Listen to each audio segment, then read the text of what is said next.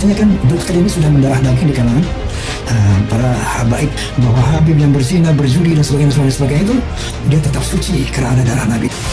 Juga nggak ada tuh yang tadi bilang ada Habib ngajarin ke umat gitu kan, kalau anaknya tuh bermaksiat nggak apa-apa, diaminkan aja terus dituduh katanya ini doktrin udah mendarah daging di keluarga habaib. Betul. Contohnya begini, Habib Rizik aja kita lihat, kita kan ngaji sama beliau sekarang, kita bareng sama beliau sekarang, sampai beliau bikin FPI menegakkan amar ma'ruf nahi munkar, berarti kan memerangi kemunkaran. Mana ada Habib Rizik ngajarin kita suruh berbuat munkar atau ke keluarganya, justru menghindari, menjauhi, bahkan memerangi kemunkaran. Jadi menurut anda nih, sedih juga ya, Bang Haji, seorang tokoh ya, banyak pengikut, ini kata-katanya bahaya kan, artinya bisa didengar dan diikuti bahkan. Jadi menurut anda harusnya beliau ini udah suatu doktrin dengan mereka. Memang kalau terlepas beliau pernah mendengar itu, memang oknum memang mungkin saja ada. Wallahu a'lam. Oknum sih kan bukan cuma di Habib aja, di kiai, di ustaz juga ada oknum. Ya kan? Bahkan kan ada tokoh kan anaknya kena narkoba kan begitu. Jadi siapa aja bisa aja. Timbullah keresahan, apakah Mbak Alwi ini tidak sekedar mengklaim sebagai turunan Nabi, tapi mau mengkooptasi bahasa Indonesia, mau menghegemoni gitu. Bahasa Indonesia ini gue yang kasih, Indonesia ini gue yang merdekain. Masalah menafikan para pejuang sesungguhnya, menafikan para waliullah yang wali Islam itu yang mengislamkan Indonesia jauh sebelum mereka datang ke Indonesia. Tanya ke mereka, banyak habaib yang ikut berkiprah dalam perjuangan kemerdekaan. Nah, kalau sampai mengatakan menghegemoni dan menafikan pejuang-pejuang yang lain, itu berlebihan. Lebih nambah lagi kecurigaan umat ini, dia tidak mau tes DNA karena takut ketahuan aslinya. Sementara secara internasional kali itu sesalkan mereka ini takut ketahuan aslinya, tidak mau dites DNA. Harusnya tanya sama pakar Figi, tanya sama Robito, ya kan, kenapa tuh tes DNA itu tidak menjadi salah satu acuan.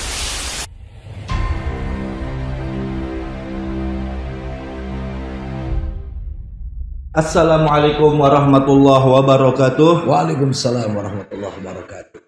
Alhamdulillah pada kesempatan ini di Majelis Al-Fagir, Idrus bin Ali Al-Habsyi, di podcast kami ini kami kedatangan sahabat kami, yaitu teman seperjuangan, Al-Mukarram wal Muhtaram Kiai Haji Awid Mashuri. Assalamualaikum Gus Awid. Waalaikumsalam warahmatullahi wabarakatuh. Apa kabar? Sehat. Gimana Habib? Baik. Alhamdulillah baik Kiai. Masya Allah. Beliau malang melintang di dunia dakwah. Masya Allah. Masya Allah. Mudah-mudahan beliau sehat walafiat. Amin. Kiai, kalau boleh tahu singkat, antum ini dulu asli mana, mondok di mana Kiai? Alhamdulillah kalau ana asli dari Jawa Tengah. Jawa Tengah. Dari Tegal ya. Tegal. Umi Tegal, Abah Tegal juga, ada Brebesnya juga. Blaster deh Beb. Blaster. Alhamdulillah dari Jawa Tengah. Jawa Tengah, Masya Allah. Begitu. Antum punya guru? Karena dulu mondok tuh di Pemalang deh. Pemalang. Daerah Moga ya, di bawah kaki Gunung Slamet. Di bawah kaki Gunung Slamet. Pesantren Nurul Huda. Nah, kebetulan beberapa hari yang lalu ada sekitar 10 harian lah guru Al-Fagir Kiai Haji Ali Mas'ud lah berpulang ke rahmatullah. Innalillahi wa inna ilaihi raji'un. Kiai Ali Mas'ud ini itu salah satu murid dari Mbah Ali Maksum Krapyak. Mbah Ali Maksum. Nah, kalau antum pernah dengar ada kitab Amsilatut Tasrifiyah itu kan karangannya Kiai Ali Maksum.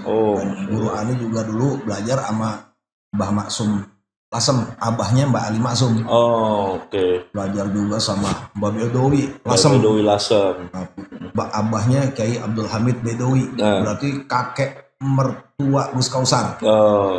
Belajar juga sama Mbah Zubair, abahnya Kiai Maimun. Kiai Maimun, Masya Allah. Latar belakang Kiai anak kurang lebih ya seperti itu. Masya Allah. Artinya beliau ini NU Tulen nih. NU Tulen. NU Tulen, Kiai anak. Semoga beliau ahli surga ya. Amin, amin, Masya Allah. Begini Kiai, di sini kami kita ngobrol santai yang lagi viral. Tentu kita tahulah setahun terakhir ini publik dikejutkan dengan ada orang-orang yang ingin membatalkan nasab Ba'alawi. Dengan berbagai macam yang mereka dalilkan apa dan itu sebetulnya hal-hal yang sudah dijawab ya hal yang sudah jawab sama kalangan habaib sendiri, terutama waktu itu kan pernah terjadi perdebatan Banten. Ya. Tapi sayang yang buat tesis katanya nggak datang. Kabur. Nggak tahu dah tuh gimana. Nah tapi yang kita kejutkan ada yang tokoh yang kita kenal yang biasa dekat intensif sama habaib juga, yaitu Bang Haji Roma Irama. Terus terang kita kaget lihat podcastnya. Ya terlepas mungkin maksud dia apa, tapi beliau ini menanggap berbicara masalah konteks ini, dan di podcastnya juga mengundang dari orang-orang yang mendukung ini Imanuddin ini, tapi mendukung orang-orang yang mendukung Imanuddin mereka undang. Tapi yang kita sesalkan kenapa beliau tidak bicara tabayun atau mengundang buat perbandingan. Nah, di antaranya Kiai yang kita catat poin-poinnya, Bang Haji ngomong seperti ini. Ya, bahwasanya beliau katanya pernah mendengar ada Habib pidato dulu beberapa puluh tahun yang lalu, ada anak Habib berjudi atau berzina, ya udah jangan kata apa-apa, biarin aja. Nah, terlepas mungkin Bang Haji pernah dengar apa enggak, wallahu a'lam. Tapi yang saya menjadi garis bawahi, ini Bang Haji Roma Irama ngomong seperti ini. Ya memang doktrin yang tadi itu, doktrin ini kan sudah mendarah daging di kalangan mereka, di kalangan Habib. Jadi seolah-olah nih habaib ini dipukul rata mengajarkan supaya ingin didewakan, habaib bermaksiat seakan-akan ini diaminkan, padahal kami pun tidak diajarkan seperti itu. Bagaimana Kiai Awid nih? Ini dampak dari fitnah ya, yang dilakukan oleh Imad. Yang kita tahu dia ngambilnya tuh dari bak sampah ya kira-kira. Bak sampah. Iya, karena dari internet kan. Kalau mau dibilang Imad itu bikin tesisnya tuh kaji sama siapa kita nggak tahu. Kalau dia bilang ahli nasab, kita juga nggak kenal. Emang dia ahli nasab apa bukan, nggak dikenal bahkan. Terus kalau dia bilang pengkajian, emang dia udah pernah mengkaji kemana? Inilah dampak dari sampah yang sebetulnya udah mau dihentikan kekisruhan ini oleh Rois Am PBNU ya, Kiai Miftahul Akhyar. Nah, tapi ternyata nih ada sampah baru nih, gitu loh kita anggap, karena Bang Haji ini kan banyak pendukung ya. Betul, tokoh lah ya tokoh. Nah tiba-tiba ngomong begini, ditambah yang tadi antum tanyakan. Nah ini dari dulu Beb, sama habaib ini dari zaman mondok di Jawa udah kenal, banyak aneh kenal habaib di Tegal gitu ya, di Jakarta juga, nggak ada tuh yang tadi bilang ada habib ngajarin ke umat gitu kan, kalau anaknya itu bermaksiat nggak apa-apa, diaminkan aja terus dituduh katanya ini doktrin udah mendarah daging di keluarga habaib. Nggak benar. Contohnya begini, Habib Rizik aja kita lihat, kita kan ngaji sama beliau nih sekarang, kita bareng sama beliau sekarang. Sampai beliau bikin FPI, menegakkan amar ma'ruf nahi munkar. Berarti kan memerangi kemunkaran. Mana ada Habib Rizik ngajarin kita suruh berbuat munkar atau ke keluarganya. Justru menghindari, menjauhi, bahkan memerangi kemunkaran. Jadi menurut Anda nih sedih juga ya ke Bang Haji, seorang tokoh ya, banyak pengikut. Ini kata-katanya bahaya kan, artinya bisa didengar dan diikuti bahkan. Jadi menurut Ana harusnya beliau cross check dulu nih. Tabayun dulu ya. Cross check dulu. Bikin podcast tentang nasab ini, di mana latar belakang beliau kan bukan orang ahli nasab juga. Betul. Ditambah lagi ngundang yang selama ini nggak objektif. Tidak ada pembanding. Nggak ada pembanding. Yang diundang yang kita tahu nih, kita sebut aja deh. Gembul gitu kan. Yang kita udah tahu bagaimana dia ke habaib juga. Kelihatannya memang kurang suka nih. Gitu. Harusnya Roma Irama, yang aneh tahu beliau deket nih sama habaib kan banyak. Ada Habib Ahmad Albar, ada Habib Muksin Alatas, teman-teman musiknya teman-teman musik, benar. Bahkan Bunda Elvi suaminya habaib juga. Nah kan Habib Rizik juga beliau suka datang ke rumahnya. Bahkan milad FPI beliau juga datang juga. Harusnya nanya dulu dong. Mau bahas beginian nih seperti apa. Ini tiba-tiba langsung menjustis seperti tadi itu. Menurut Anda sedih, Beb. Nggak ada lah habaib ngajarin ke kita nih bahwa ada habib yang maksiat, nggak. Malah yang Anda pernah dengar, Beb, Habib Rizik pernah mengatakan kalau habib melakukan perbuatan baik, maka dia dapat 2 pahalanya tuh. Satu buat diri dia, yang satu lagi untuk mengharumkan Rasulullah sebagai datuknya. Kalau berbuat maksiat juga 2 tuh. Betul. Yang satu buat diri dia, yang kedua mempermalukan datuknya yaitu Rasulullah. Jadi itu yang diajarin, yang kita dengar dari para habaib. Maka hati-hatilah dalam menyatakan sesuatu lah nih Bang Haji. Ya, artinya yang kita sesalkan beliau ngomong ini udah suatu doktrin dengan mereka. Memang kalau terlepas beliau pernah mendengar itu memang oknum, memang mungkin saja ada, wallahu a'lam oknum. Sih bukan cuma di Habib aja, di kiai, di ustadz juga ada oknum. Betul, ya kan? betul. Bahkan kan ada tokoh Beb, anaknya kena narkoba kan begitu. Jadi siapa aja bisa. Bisa aja.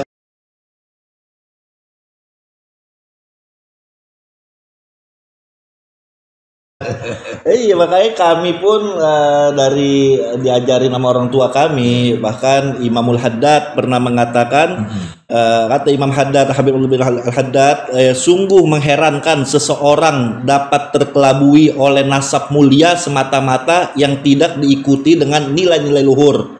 Betapakah ia hanya mengandalkan itu, sedangkan Rasulullah SAW pernah berkata kepada putrinya Sayyidah Fatimah Al-Zahra, "Lau kanat Fatimatu bintu Muhammadin saraqat laqata'tu yadaha." Nah, ini kami diajarkan sama orang-orang tua kami seperti itu.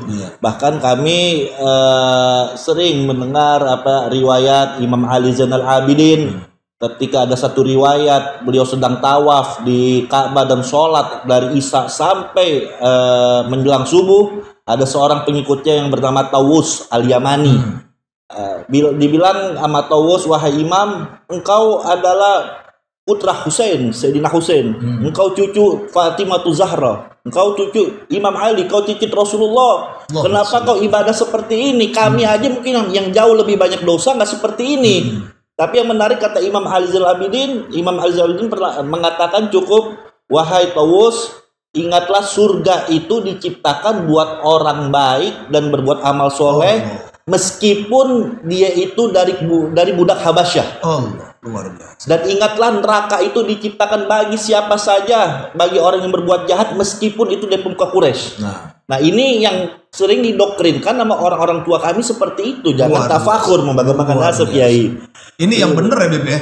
Yang benar iya kan yang dididik dari guru-guru kita, orang-orang tua kita. Betul, Kiai. Masya Allah. Nah, ini Kiai ada beberapa poin ya di dalam podcast beliau ini. Beliau mengatakan ada klaim-klaim dari Ba'alawi bahwa kalau tidak ada habaib Indonesia tidak merdeka. Bahwa pahlawan-pahlawan seperti Pangeran Ponorogo, Imam Bonjol itu diklaim dari habaib, dan bendera merah putih dari habaib, dan burung Garuda dari habaib. Jadi kata Bang Haji nih, jadi mereka mau mengkontasi Indonesia atau menghegemoni Indonesia, ya, seakan-akan menafikan pejuang-pejuang seperti Wali Songo, pejuang-pejuang yang lain. Nah, ini kan kata-kata seakan-akan menafikan. Padahal itu kan maksudnya nggak seperti itu. Mungkin ada orang habaib yang menyampaikan itu ya salah data, oknum seperti itu. Bagaimana menyikapi ini, Kiai? Ya, kalau menurut Anda sih begini, Beb. Mungkin kalau ada habaib sedang bercerita ya tentang peran Habib, misalnya Husain Al-Mutahhar. Betul. Yang beliau menciptakan lagu 17 Agustus. Nah, berarti kan ada peran tuh dalam kemerdekaan. Dan Paskibra, Paskibra juga, lalu kemudian lambang Garuda, Sultan Hamid Al-Gadri berkiprah dalam perjuangan kemerdekaan. Nah, kalau sampai mengatakan menghegemoni dan menafikan pejuang-pejuang yang lain, itu berlebihan menurut Anda. Jadi silakan aja dari suku manapun yang di Indonesia dulu pernah berkiprah kemerdekaan, dia ceritakan saja dari Jawa misalkan siapa. Nah, ini Habib lagi cerita bahwa Habib pun cinta NKRI sebetulnya. Betul. Ikut berjuang untuk memerdekakan kesatuan Republik Indonesia. Bukan untuk menghegemoni atau menafikan. Ada Habib A, Habib B ikut berjuang dalam kemerdekaan. Nah, dari pejuang Sunda misalkan. Betul. Silakan aja ceritakan siapa. Pejuang Jawa, pejuang Maluku, pejuang Aceh, silakan. Ini Habib lagi cerita itu jangan langsung dijustifikasi. Jangan. Ini Bang Haji terlalu ini kira-kira seperti itu. Ya, lagu sungguh terlalu. Sungguh terlalu. Ya betul ya, Masya Allah. Gali dulu lah sejarah yang luas lah Bang Haji ya. Masya Allah. Udah ini zaman udah begini, jangan sampai nambah-nambah akaru-karuan Bang Haji. Padahal mereka ya kan boleh-boleh lagi bercerita, ada habaib yang berperan juga. Ya, lagi cerita. Siapa aja kan bisa berperan zaman kemerdekaan. Ini Habib lagi bangga dengan sosok Habib di zaman itu yang ikut berjasa dalam kemerdekaan negara kesatuan Republik Indonesia. Bahkan Anda juga dengar tuh Habib Ali Al-Habsyi Kuitang. Itu pada saat kemerdekaan menyerukan kepada masyarakat untuk mengibarkan bendera merah putih pada waktu proklamasi. Itu kan salah satu daripada perhatian dan ikut andil dalam kemerdekaan.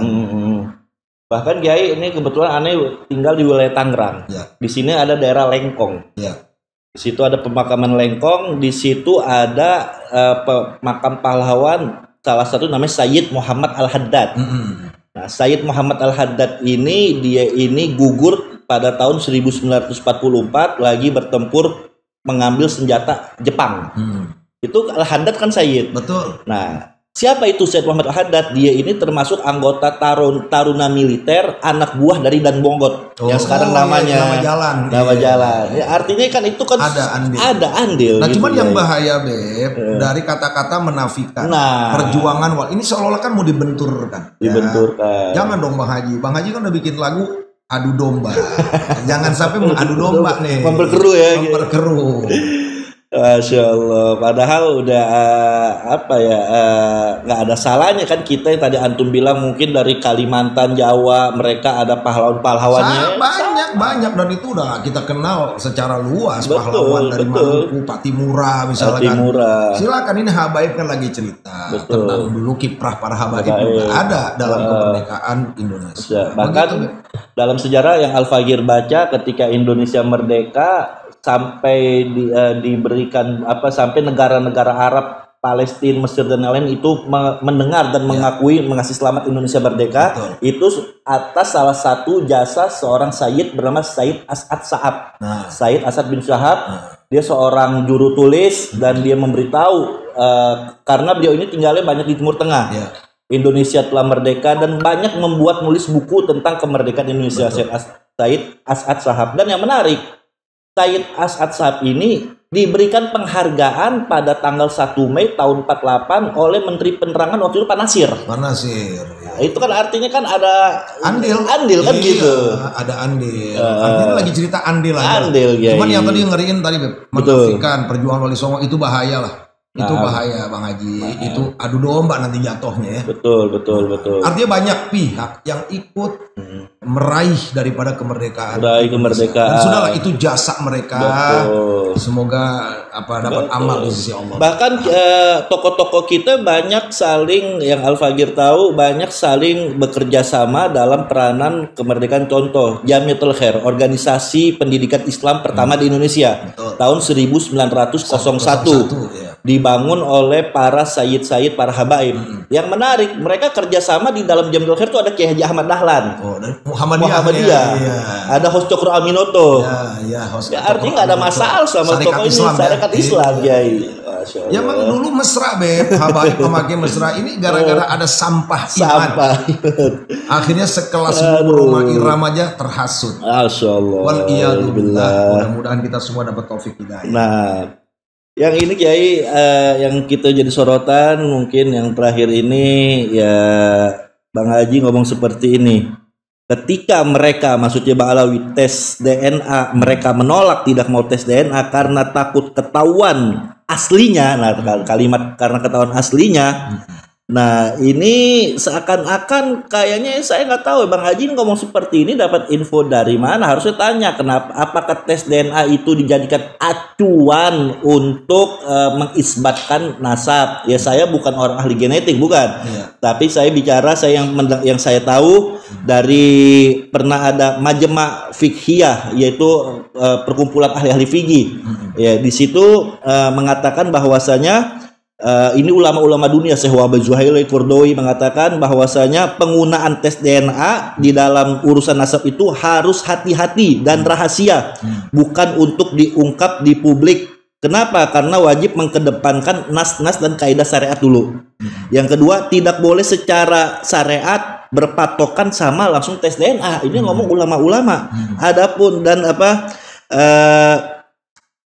Adapun tes DNA itu boleh digunakan kalau mungkin ada ketemu bayi di jalan atau bayi ketukar di rumah sakit. Nah, saya bukan ahli sains, tapi saya bukan ahli sains, saintik, tes DNA itu pernah dijawab sama Robito. Nah, intinya kok kata-kata Bang Haji kita sesalkan mereka ini takut ketahuan aslinya tidak mau dites DNA. Harusnya tanya sama pakar Figi, tanya sama Robito, ya kan, kenapa tuh tes DNA itu tidak menjadi salah satu acuan. Bahkan dengan gamblangnya Bang Haji ngomong seperti ini yang kami tukil, bahwasanya tes DNA itu adalah jawaban yang ilmiah menurut ahli nasab sedunia, ahli nasab yang aneh. Ya, ini memang unik juga gitu. Artinya yang disampaikan Kiai Miftahul Akhyar ya, yang terakhir. Bahwa tidak ada gitu satu ulama pun yang membatalkan nasab daripada Ba'alawi yang bersambung ke Rasulullah. Itu udah cukup sebetulnya bahwa Ba'alawi ini nasabnya tersambung kepada sudah masyhur lah ya. Sudah masyhur. Bahkan nakobah dunia juga menyatakan bahwa Ba'alawi ini nyambung ke Rasulullah. Artinya kalau sudah ada keputusan nakobah internasional, kemudian Rois Am yang terbaru juga mengatakan seperti itu, nggak perlu sebetulnya dibahas masalah tes DNA. Jadi itu menurut saya ya, menurut aneh nih Beb nih, ya lagi-lagi Bang Haji nih udah termakan kayaknya dengan sampah iman. Ya kesian juga. Padahal beliau kenal banyak habaib, tinggal ke Robito juga bisa, tinggal tanya diam-diam. Kenapa sih? Nanti kan dijelasin mungkin nama Robito. Nah, antum kan anak pondok, tentu antum pernah belajar Sulamut Taufik, kitab Sulamut Taufik yang dikarang oleh Al Habib Sayyid Abdullah bin Husin bin Thahir dan disarahkan sama Syekh Nawawi Al-Bantani. Nah, Syekh Nawawi mengatakan di situ disebutnya Sayyid, Sayyid Abdullah bin Husin bin Thahir, ya artinya Al-Alawi, ya kan, Al-Husaini. Ya tentu saya lebih percaya Syekh Nawawi ilmuannya daripada si Imanuddin ini. Ya, betul. Jadi gini aja kesimpulannya nih. Gimana Kiai? Kalau kita mau perbandingkan di zaman sekarang, ya si Imad nih yang menolak gitu ya dengan nasab habaib. Lalu ada sosok Kiai Sukron Makmun yang menerima daripada habaib ini adalah zuriyah Nabi. Kalau mau diperbandingkan pasti kita pilih dong Kiai Sukron Makmun. Ini yang kekinian. Belum yang ke atas Syekh Nawawi tadi. Betul. Kemudian ada lagi Hadratus Syekh Masy'ari. Lalu ada lagi Imam Ibnu Hajar Al-Haytami, Hujatul Islam. Betul. Masa kita mau pilih imam gitu kan? Nah ini tentunya kepada umat Islam nih jangan sampailah terpengaruh dalam hal seperti ini. Ini akhir zaman, dari dulu tidak ada tuh ulama manapun yang menceritakan apalagi membahas hal-hal seperti ini tentang nasab para habaib. Ini baru imat aja nih, dan jangan bangga imat ini jadi mujadid. Bukan mujadid yang model begini dijedotin.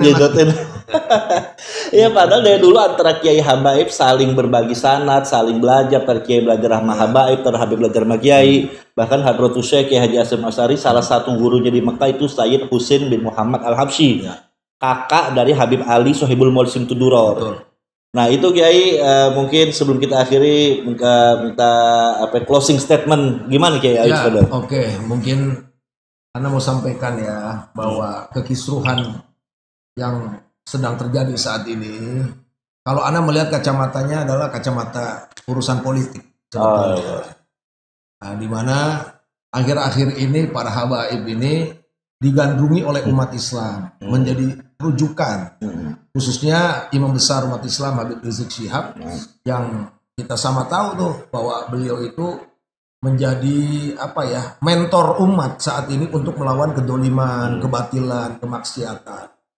Nah maka kenapa sih gitu ya sekelas Bung Haji Roma Irama yang tokoh banyak pengikutnya juga, kenapa dalam podcastnya itu nggak membahas tentang kemaksiatan, kemunkaran ya seperti narkoba dan lain-lain. Maaf ya, anaknya sendiri pernah terkena juga gitu loh. Atau membicarakan tentang masalah korupsi di negeri ini yang sudah merajalela sampai ada korupsi 271